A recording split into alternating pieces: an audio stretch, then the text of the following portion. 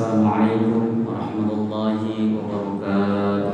Waalaikumsalam warahmatullahi wabarakatuh.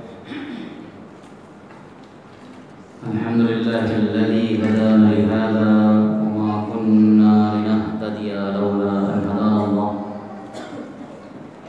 Asyhadu an la ilaha illallah wahdahu la syarika lahu wa asyhadu anna Muhammadan 'abduhu wa rasuluh. Allahumma shalli wa sallim wa barik ala hadzal nabiyil karim nabiyina Muhammadin sallallahu alaihi wasallam wa ala alihi wa sahbihi wa man tabi'ahu ila yaumiddin. Amma ba'du. Fa ibadallahi taqullaha inna Allah ta'ala yaqulu fi kitabihil karim wa wasaqul qailin ya ayyuhalladzina amanu taqullaha haqqa tuqatih wa la tamutunna illa wa antum muslimun. Fa in asdaqal hadits kitabullah wa khairal huda huda Muhammadin wa syarrul umur muhdatsatuha wa kullu muhdatsatin bid'ah wa kullu bid'atin dhalalah wa kullu dhalalatin finnar. Alhamdulillah, syukur tak terhingga mari kita senantiasa panjatkan kehadirat Allah Azza wa Jalla semua nikmat yang diberikan kepada kita semua, sehingga kita bisa melaksanakan ibadah sholat maghrib berjamaah disambung dengan berhalaqah sejenak, memperpanjang iktikaf kita dalam rangka membahas agamanya Allah Subhanahu wa Ta'ala. Salawat dan salam mudah-mudahan terus tercurah keharibaan beliau Rasul akhir zaman Nabiyyina Muhammad sallallahu alaihi wasallam beserta seluruh keluarga beliau, sahabat, kerabat dan pengikutnya, serta kita semuanya yang insyaallah istiqamah konsisten dalam menjalankan dan mengerjakan sunnah-sunnahnya hingga akhir masa nanti. Kesempatan yang berbahagia kali ini kita bahas tentang bagaimana cara syukur yang benar dalam nikmat kemerdekaan yang diberikan Allah Subhanahu wa Ta'ala kepada kita semuanya. Nikmat itu macamnya banyak. Ada kalanya nikmat itu karena kita mendapat sesuatu, rezeki, mendapat hadiah, mendapat warisan dan sebagainya. Itu namanya nikmat. Tapi ada kalanya juga nikmat adalah terhindar dari sesuatu yang tidak menyenangkan, terhindar dari tabrakan mobil, terhindar dari kebakaran, terhindar dari kematian, terhindar dari penyakit, terhindar dari nikmat dari Allah Subhanahu wa Ta'ala. Dalam konteks nikmat Allah Subhanahu kita berkayanya, karena memang Al-Mun'im, sang pemberi nikmat sejati adalah Allah Subhanahu wa Ta'ala. Cara syukur yang benar itu bisa mengantarkan kepada datangnya nikmat yang lain. Jadi kalau kita syukurnya benar dalam konteks apapun, dalam konteks kesehatan kita dikasih oleh Allah nikmat, kita syukurnya benar, maka itu akan mendatangkan kenikmatan-kenikmatan yang lain. Kan Allah mengatakan la in syakartum la azidannakum. Jika kalian bersyukur, pasti akan aku tambah nikmatku kepada kalian. Jadi tambahnya nikmat Allah Subhanahu wa Ta'ala itu digantungkan dengan rasa syukur kita, dengan catatan syukurnya benar. Enggak sekedar syukuran. Kalau kita kan kalau dapat nikmat itu sukanya syukuran, makan-makan, traktir-traktir, ngajakin makan bakso bareng-bareng. Apakah tidak boleh? Ya silahkan kalau memang ada rezekinya dan tidak ngutang. Tetapi konteks syukur tidak demikian. Ya, makanya banyak sekali dapat togel juga syukuran. Kemudian dapat judi menang juga syukuran dan sebagainya. Kenapa? Karena menganggap hanya syukuran kalau ada tambahan kadang-kadang artinya itu nggak sungguh-sungguh gitu kan. Syukuran itu kan nggak syukur beneran gitu kan. Kalau syukur ya harus ada tata caranya dan diatur oleh Islam.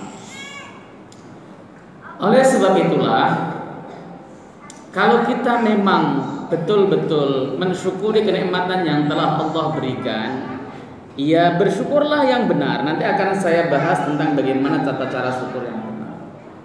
Tapi Allah Subhanahu wa taala memang mengatakan wa qalilun min ibadiyasy syakur. Sedikit sekali dari hambaku yang pandai bersyukur. Yang banyak itu orang yang kufur nikmat. Yang banyak itu adalah orang yang mengingkari nikmat. Ya, maraknya korupsi itu ya karena kufur nikmat. Ya, menyalahgunakan jabatan, wewenang, ya mentang-mentang jadi pejabat, tanda tangannya laku, perintahnya kemudian dilaksanakan, lalu seenaknya sendiri, itu termasuk kufur nikmat. Syukur nikmat itu ya betul-betul harus memenuhi 3 hal, yaitu syukur bil qalbi, syukur bil lisan, dan syukur bil arkan. Seperti itu.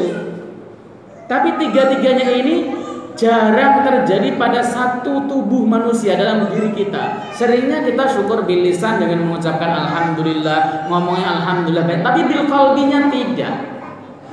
Syukur bil qalbi itu apa sih? Ini saya bawa kitab ini. Namanya Mukhtasar Minhajul Qasidin karangan Al-Imam Ibnu Qudamah Al-Maqdisi. Yang disebut dengan syukur bil qalbi itu ayyaqsuda al khaira. Orang tersebut memiliki tujuan baik dalam mengimplementasikan kenikmatannya.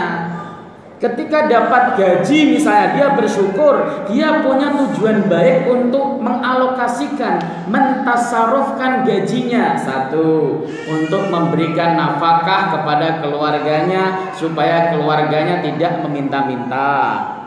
Yang kedua, untuk menderma membantu siapapun yang membutuhkan. Yang ketiga, untuk upgrade kemampuan dirinya dalam agama ataupun dalam hal yang sifatnya duniawi, tidak masalah. Ya, itu yang namanya syukur bil qalbi. Dia sudah memiliki plan, memiliki rencana, memiliki tujuan untuk ke arah kebaikan semuanya. Nanti implementasi daripada syukur bil qalbi itu pada syukur bil arkan, syukur dengan anggota tubuh. Syukur bil arkan inilah yang kita sebut dengan al-a'mal as-salihat. Ya, kalau syukur bil lisan kan enggak, karena kita syukur bil lisan itu adalah kalau hati kita merasa puas, merasa senang atas nikmat yang diberikan Allah, lalu spontan mengucapkan alhamdulillah, itu namanya syukur bil lisan. Itu sering. Yang susah itu syukur bil qalbi dan syukur bil arkan. Mengimplementasikan apa yang terbersit dalam hati, yaitu bertujuan melaksanakan semua kebaikan. Lalu al-arkan ay al-jawarih, anggota tubuh ini mengimplementasikannya dalam kehidupan nyata, sehingga seluruh perbuatannya itu adalah al-khair. Apa itu al-khair? Yang disebut kebaikan itu apa sih? Al-khair adalah kullu ma yuhsinuhu syar'u, segala sesuatu yang dibaikkan oleh syariat, bukan oleh adat, bukan oleh perorangan, bukan oleh individu, bukan oleh kelompok, tapi apapun yang dianggap baik oleh syariat. Itu yang disebut dengan al-khair. Nah, di dalam tafsir Karimir Rahman min Kalamil Mannan karangan Syekh Abdurrahman As-Sa'di, ada yang membaca As-Sa'di, tapi saya lebih suka membaca As-Sa'di karena memang banyak yang membaca As-Sa'di. Di dalam tafsirnya beliau mengatakan, ini tafsir surat Al-Baqarah ayat awal-awal itu, ayat sekitar 14-15an. Beliau mengatakan, kenapa sih amal-amal kebaikan selalu disebut dengan al-a'malus shalihat, disebut dengan amal saleh? Kenapa amal baik disebut amal saleh? Li'annaha yasluhu biha al-abdu fi umuri diniyati wad dunyawiyati. Karena dengan amal tersebut seseorang bisa menjadi baik dalam urusan agama maupun dunianya. Itu amal saleh, amal yang menjadikan kita tambah baik dalam urusan agamanya. Misalnya contoh, ketika kita ngaji, baca Quran, tambah soleh kita, tambah dekat kepada Allah Subhanahu wa ta'ala. Ketika kita haji, ketika kita umroh pulang, tambah soleh kita, lebih dekat ke masjid. Itu namanya umroh dan hajinya namanya jadi amal soleh. Kalau orang ngaji, orang haji, orang umroh, orang sedekah hanya untuk menunjukkan status sosialnya saja, pulang dari Mekah tambah dablek. Korupsinya nambah, tambah berani sama Allah Subhanahu wa taala. Ke masjid udah jarang-jarang, ya. Kemudian dia banyak melakukan markup data, markup anggaran dan sebagainya. Ini namanya amalnya tidak soleh. Versinya Syekh Abdurrahman As-Sa'di dalam tafsir Karimir Rahman min Kalamil Mannan. Itu di juz 1 itu, juz 1 halamannya saya lupa, itu surat-surat Al-Baqarah awal ayat-ayat 14-15. Ini yang harus garis bawahi. Dalam urusan dunianya, dalam urusan dunia kita melakukan aktivitas bekerja misalnya dengan baik, dengan penuh semangat, etos kerjanya tinggi, disiplin tinggi supaya mendapat rezeki yang halal. Kerjanya itu disebut al-a'mal as-salihat. Ya. Karena orang selalu menganggap kerja itu urusan duniawi. Enggak. Karena yang disebut dengan amal dunia dan amal akhirat itu apa sih? Yang disebut dengan amal akhirat itu adalah yang disebut amal dunia adalah kullu ma la yanfa'u fil akhirah. Semua hal yang enggak ada manfaatnya di akhirat itu adalah amal dunia. Ngaji sekalipun kalau niatnya bukan karena Allah, kalau niatnya li talabil riyasah, pengen menjadi pemimpin, datang ke masjid li talabil jah, pengen mendapat pangkat, pengen mendapat kedudukan, pengen jadi presiden, pengen jadi DPR, datangnya ke masjid hanya untuk itu, maka ngajinya itu namanya amaliyah dunia, bukan akhirat. Ya, ini harus dipahami. Supaya kita kerja nyari duit nggak apa-apa. Supaya apa? Supaya satu, dia nggak jadi peminta-minta. Kedua, anak istrinya juga nggak jadi peminta-minta. Makanya enak, sekolahnya terbayar dengan baik, ya, kebutuhannya tercukupi. Sisa uangnya dibuat sedekah di jalan Allah, dibuat pergi haji, dibuat umroh dan sebagainya. Itu jadi amal akhirat. Jadi jangan dikebiri, ya seperti itu. Nah, jamaah yang dimuliakan oleh Allah Subhanahu wa taala. Yang saya sebut tadi syukur bil arkan itu adalah al-a'mal as-salihat. Karena sesungguhnya inilah salah satu kunci supaya kita menuju kepada negara yang disebut oleh Al-Qur'an baldatun thayyibah wa rabbun ghafur. Di dalam tafsir Ibnu Katsir yang disebut baldatun thayyibatun wa rabbun ghafur adalah negara yang penduduknya diampuni oleh Allah Subhanahu wa taala. Kemudian makmur, nahi mungkar ditegakkan di sana, amar ma'ruf dilakukan, perintah Allah dikerjakan. Itu yang disebut dengan baldatun thayyibah wa rabbun ghafur. Negara yang baik dan diampuni oleh Allah Subhanahu wa taala. Apakah negara kita sudah sampai ke sana? Wallahu taala alam. Selagi kita belum sampai kepada ranah mengaplikasikan Islam dalam sendi kehidupan kita sehari-hari, selagi pengajian-pengajian di masjid tidak seramai sholat Jumat, selagi pengajian-pengajian di masjid tidak semeriah kalau ada acara selamatan, maka masih jauh. Perjuangan para dai, para ulama, para mubaligh, para ustadz masih sangat berat untuk mewujudkan negara tersebut supaya warabbun ghafur, supaya dapat ampunan dari Allah Subhanahu wa taala. Kalau kita melihat dalam konteks seperti itu, maka wajar kalau Allah mengatakan wa qalilum min ibadiyasy syakur, sedikit sekali hambaku yang pandai bersyukur, sedikit, yang syukuran banyak. Ya, coba bayangkan Pak, banyak di antara kita, mungkin bukan kita, tapi kita itu dalam konteks lebih luas. Ketika 17 Agustus kemarin banyak acara sukaria, lomba panjat pinang, lomba manjat pelepah pisang, lomba ini, nggak pada sholat. Banyak. Kalau lomba panjat pinang di kampung saya itu bukan pinang yang dipanjat tapi bambu, tingginya bisa 10 meter. Kemudian dikasih oli dari pagi sampai sore menjelang maghrib, belum dapat, nggak pada sholat. Syukuran iya, bersyukur tidak, itu kufur nikmat. Yang lebih parah lagi, ngadain lomba pakai nutup jalan.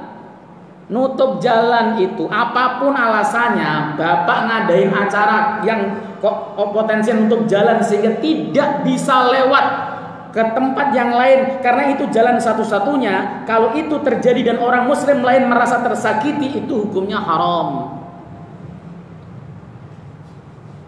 Ada sebuah kitab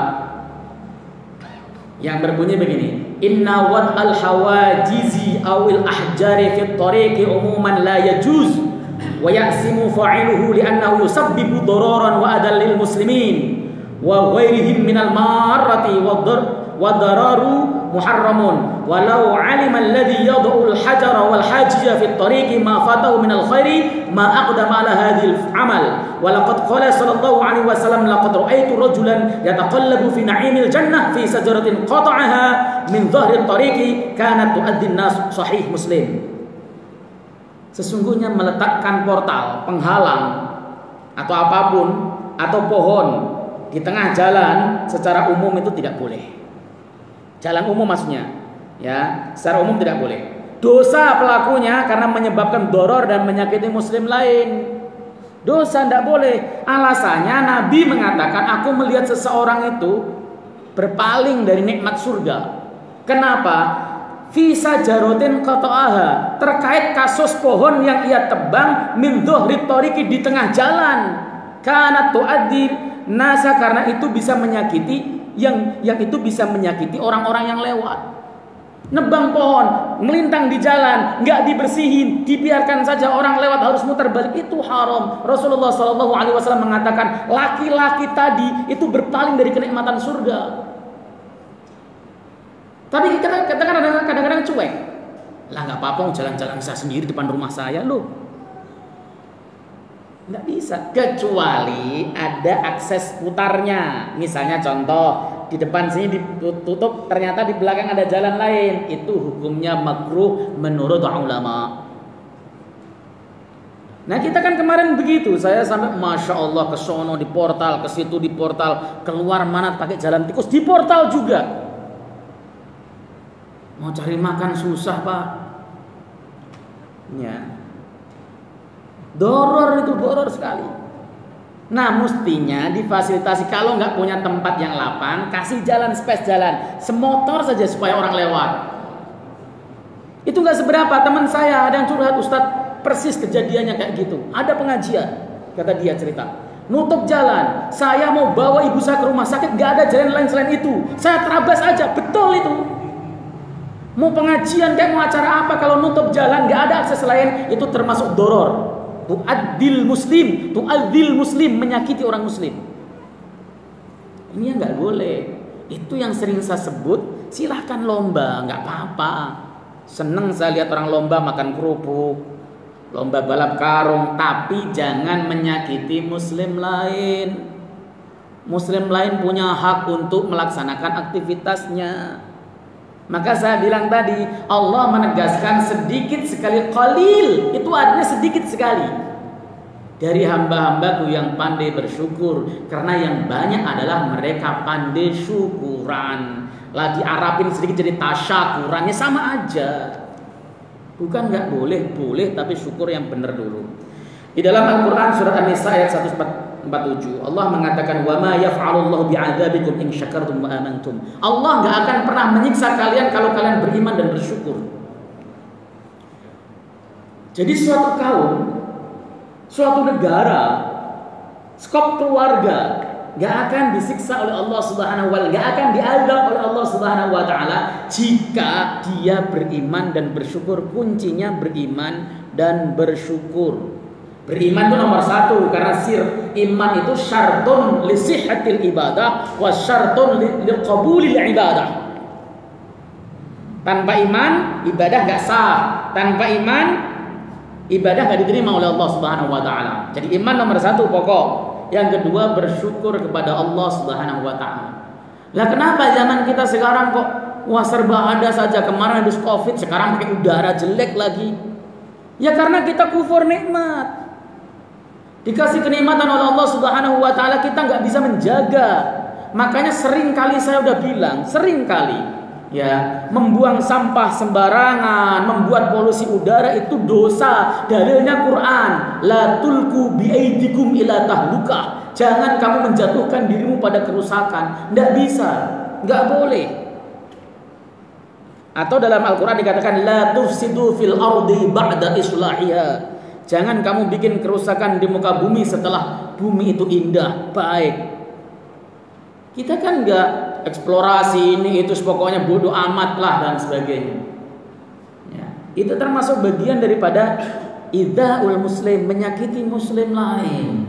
Maka orang yang demikian itu berpeluang mendapat azab dari Allah Subhanahu wa taala. Karena Allah tadi di ayat An-Nisa tadi mengatakan wa ma yaf'alullahu bi'adzabikum in syakartum wa amantum.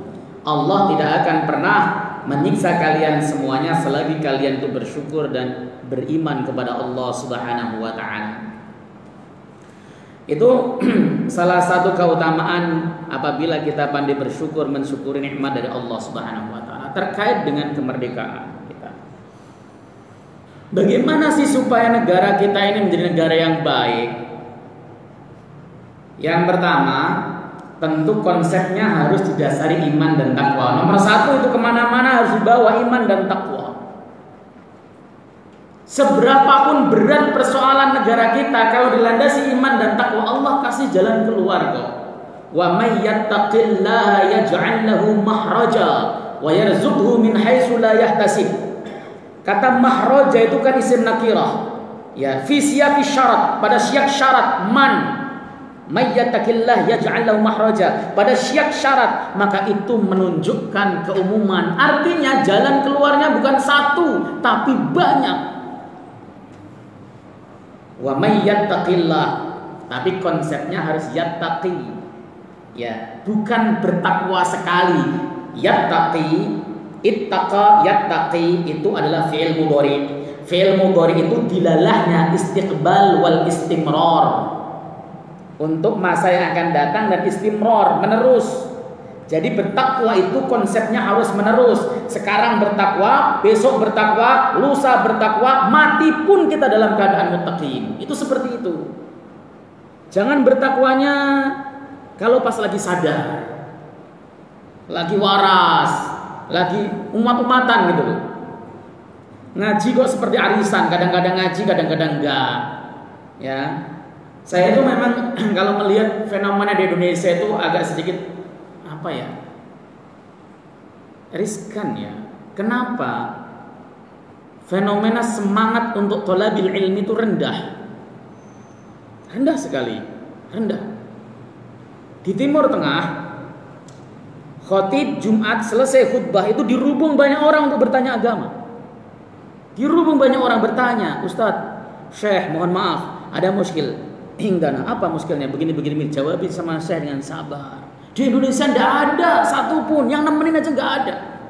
Kalau perlu diusir cepat-cepat keluar dari masjid. Ngapain lama-lama di sini, nunggu-nunggu lama? Ya, ghirrah, thalabil ilminya tidak ada, lemah sekali. Itu mungkin yang pertama ya, karena ghirrahnya lemah. Yang kedua, kualitas khutbah di Indonesia juga meresahkan. Coba kalau yang khotib itu semuanya ulama, ya itu insya Allah bisa mungkin ya, tapi ya fenomenanya memang kita tuh miskin, sedang dalam keadaan miskin semangat untuk ngaji. Ya.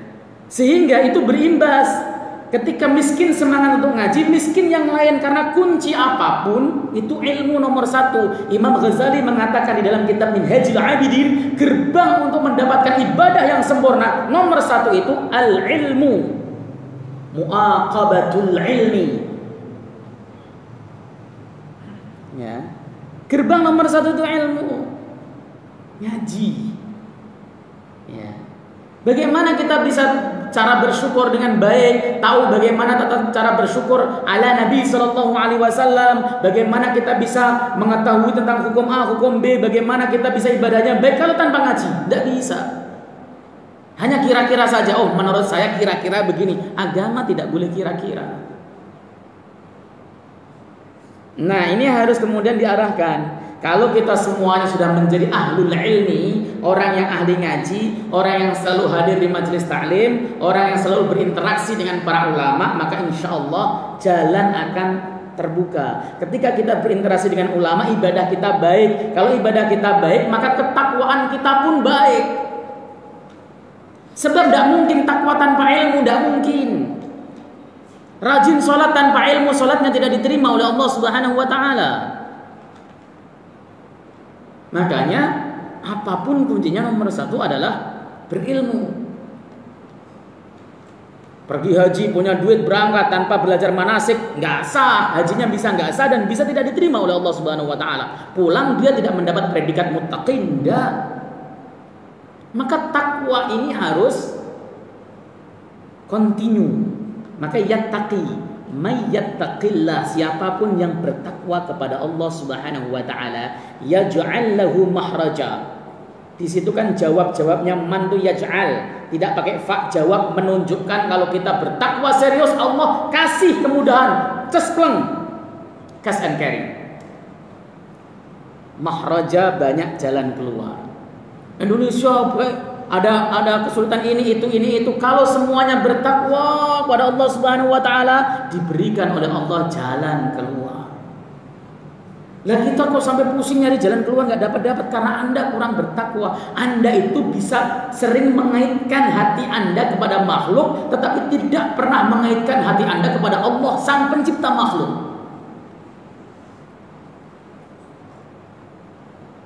Kita itu sering merasa mengandalkan kalau kita pinter, tapi kita tidak sadar bahwa ada yang maha pinter. Pak, siapa yang meragukan kecerdasan Imam Bukhari? Tidak ada. Imam Bukhari diterangkan dalam Muqaddimah Fathil Bari atau di dalam Muqaddimah kitab beliau yang berjudul Al-Adab Al-Mufrad, itu dikatakan hafalan beliau itu luar biasa.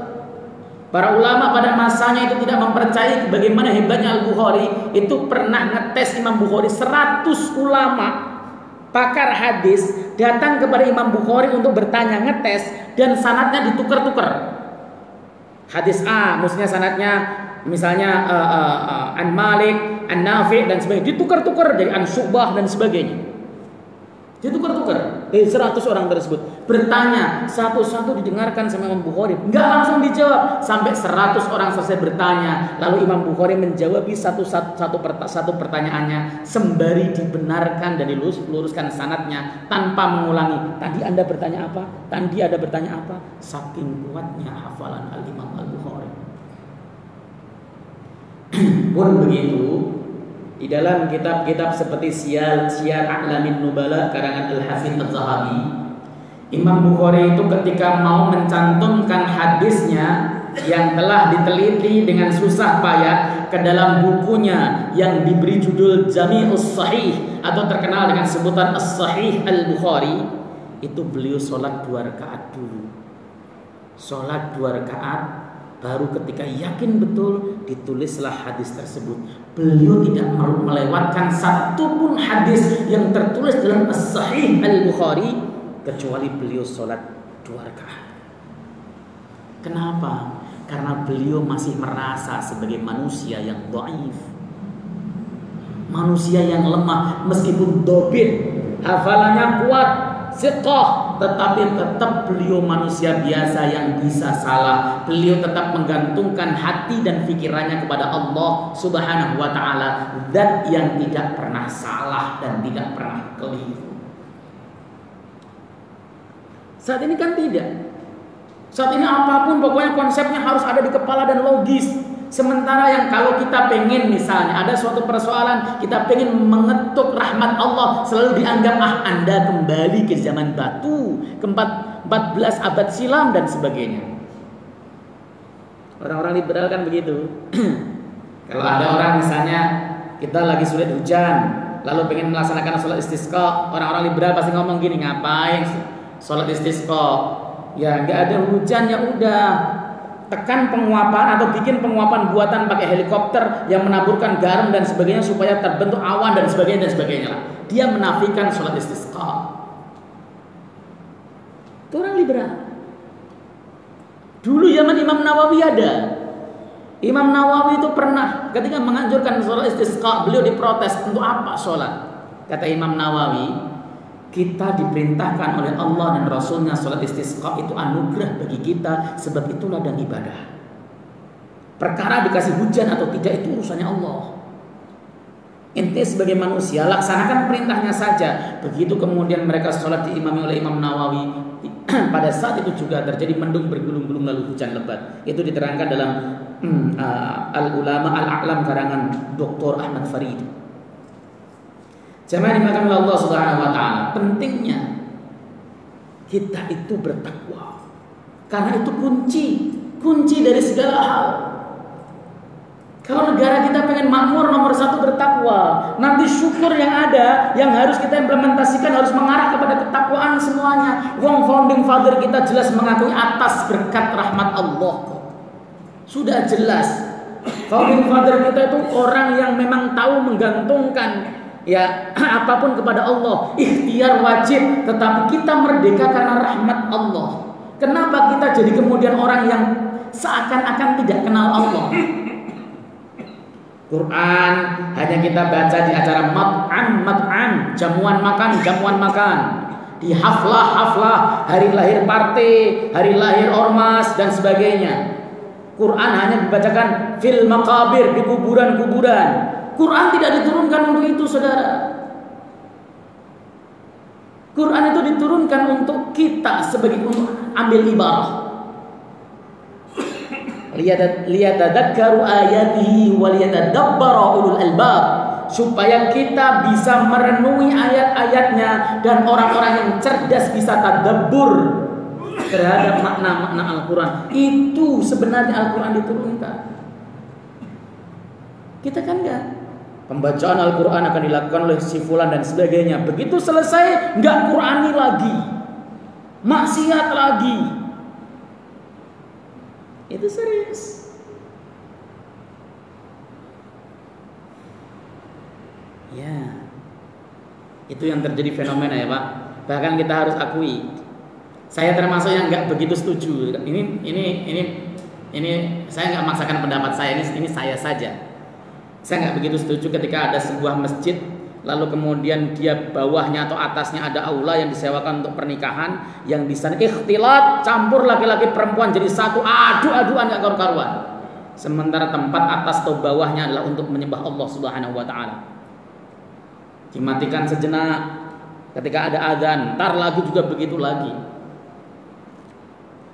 Saya nggak setuju. Kenapa? Ikhtilat itu haram. Tidak ada ulama satupun yang mengatakan ikhtilat tidak haram. Kashful aurat, terbuka auratnya lagi. Kalau ikhtilatnya tidak terbuka aurat, ada mungkin ya, mungkin tapi saya belum dapat.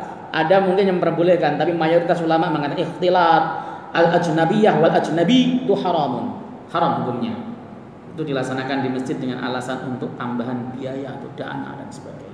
Allah Ta'ala alam, itu nanti bisa didiskusikan lagi. Kalau ini kan pendapat saya itu tidak mungkin 100% benar, tapi menurut pemahaman ilmu saya kurang setuju saja terhadap seperti itu.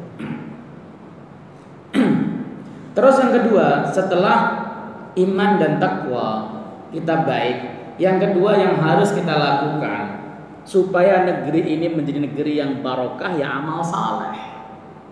Kita kerjakan amal saleh. Coba ketika kita menjadi seorang karyawan, beramallah saleh. Jangan pernah curang, datang tepat waktu, pulang tepat waktu. Laksanakan apa yang menjadi job kita, dan kemudian nggak usah aneh-aneh. Begitu kan? Kan kita enggak. Kita itu saat ini marak yang namanya suap dengan bahasa masing-masing. Ada yang namanya bahasa syukuran lah. Saya dulu pernah ngantar teman saya mau jadi pegawai negeri. Ini ente keluar nih. Ya terus gimana Pak? Kata teman saya, syukuran ya 1,5 juta. Itu bukan syukuran, itu suap. Ar-rishwah. Bahasa usul fikihnya, wa kullu ma haruma i'ta'uhu haruma ahduhu. Segala hal yang haram untuk memberikannya, haram untuk menerimanya. Haram memberikannya, haram untuk menerima. Tapi kalau dipaksa, itu hak kita. Boleh memberikannya, haram menerimanya. Itu di dalam kitab-kitab usul fikih, seperti dalam At-Tariqul Husul, Sarah Ghayatil Wusul ada. Al-Asbah wa Nadzair karangan Al-Imam Asyuti ada. Tapi ditabrak. Bahkan ada orang yang ngajuin proposal itu dikebetin dulu isinya proposal ada amplopnya apa enggak. Kalau ada amplopnya diproses, kalau enggak ada dipinggirkan. Itu jamak. Ngeri. Ustaz jangan nuduh, lah yang ngomong yang bagian ngebetin kok. Kata dia gini, Ustaz mohon maaf, saya kayak gini tuh ya karena diajarin kiai. Kenapa? Saya kan bagian pesantren. Ketika orang ngajuin apa tuh namanya proposal ke pemerintah, ya dia tiba-tiba nyelipin amplop di sela-sela proposal. Lah ini apa nih? Asalnya dia kaget, tapi kok banyak. Akhirnya kemudian dia ketika menimbang proposal tuh kebetin dulu. Gak jatuh proses, kalau enggak singkirin dulu. Kelakuan. Kenapa? Ya inilah negeri para bajingan. Kok bisa begitu? Ya karena kita tidak pandai bersyukur. Gaji seberapapun besarnya kalau nggak pandai bersyukur ya korupsi. Itu enggak Ustaz, nggak korupsi, itu kan sedekah. Saya ditanya, bagaimana hukumnya kalau kemudian kita ada orang mau nyalek lalu ngasih duit kita untuk nyoblos, riswah, saya bilang begitu. Itu suap. Lo kok bisa suap sodakoh niatnya? Kalau sodakoh, kalau nggak dipilih jangan ngamuk-ngamuk. Namanya juga sodakoh kok. Pak saya sodakohi milik saya nggak mau kok Pak milih Bapak. Kira-kira dikasih nggak? Pak saya sodakohin duit 100.000 nih Pak. Bapak milih saya ya. Enggak Pak, saya mau milih si A. Kalau masih disedekahi bener, jempolan dia niatnya. Ya. Kira-kira kalau nggak jadi kemudian ngamuk, Pak, saya kemarin terima kasih ya sodakohnya 200.000, tapi saya nggak milih Bapak. Pasti dimaki-maki itu. Itu tanda bahwa yang diberikan bukan sodakoh, tapi riswah. Ar-rashi wal murtashi finnar. PP Muhammadiyah sudah menerbitkan apa itu namanya pedoman untuk itu. Ya, uang yang diberikan oleh oleh caleg kepada para pemilihnya konstituennya, itu hukumnya riswah. Nahdlatul Ulama lewat lembaga Basul Masailnya juga sama, menganggap itu riswah. Tapi orang-orangnya menganggap itu sebagai sedekah dan jualah lah apa dan sebagainya. Semua tetap arahnya adalah riswah, membeli sedekah, membeli suara. Banyak loh Pak, anggota partai juga itu, maaf yang sekarang dalam politik, datang ke masjid yang biasanya nggak pernah ke masjid, dia datang ke masjid. Jamaah sekalian, saya datang ke sini pengen memberi bantuan kepada masjid sini, mohon maaf tidak besar, cuma 10 juta. Saya tidak mengharap apapun, saya cuma minta doa restu supaya saya nanti mencalonnya akan jadi doa restu. Bapak sangat kami harapkan. Doa restu itu artinya suruh milih Pak. Kecuali dia memang donatur tetap, nggak ada pemilihan dia ngasih. Ada pemilihan dia ngasih, itu bisa karena itu indikasinya sedekah benar. Tapi kalau ngasihnya setiap 5 tahun sekali dan itu pun juga sambil nitip-nitip, itu riswah. Ar-rashi wal murtasi finnar. Kenapa budaya riswah kemudian menyebar? Ya karena kita nggak pandai bersyukur. Selagi budaya riswah masih menyebar kemana-mana, maka negara kita tidak akan pernah diatur dengan benar. Caranya salah, hasilnya keliru, pikirannya kotor, menghasilkan kebijakan yang nggak baik, lalu terjadilah tata kelola yang tidak benar. Karena diawali dari ketidaksyukuran kepada Allah Subhanahu wa Ta'ala. Ini minumnya jauh banget ya.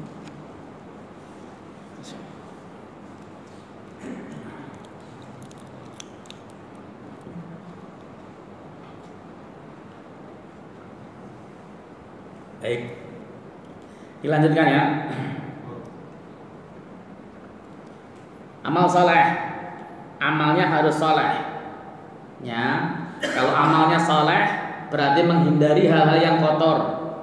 Mau gratifikasi kayak mau ini dan sebagainya, tetap semuanya nggak boleh. Itu karena kita amal soleh. Selagi amal soleh ini ditegakkan dengan baik, maka Allah Subhanahu Wa Taala di dalam Al-Quran mengatakan, Man amila salihan min dzakarin aw unsa falanuhyiyannahu hayatan thayyibah.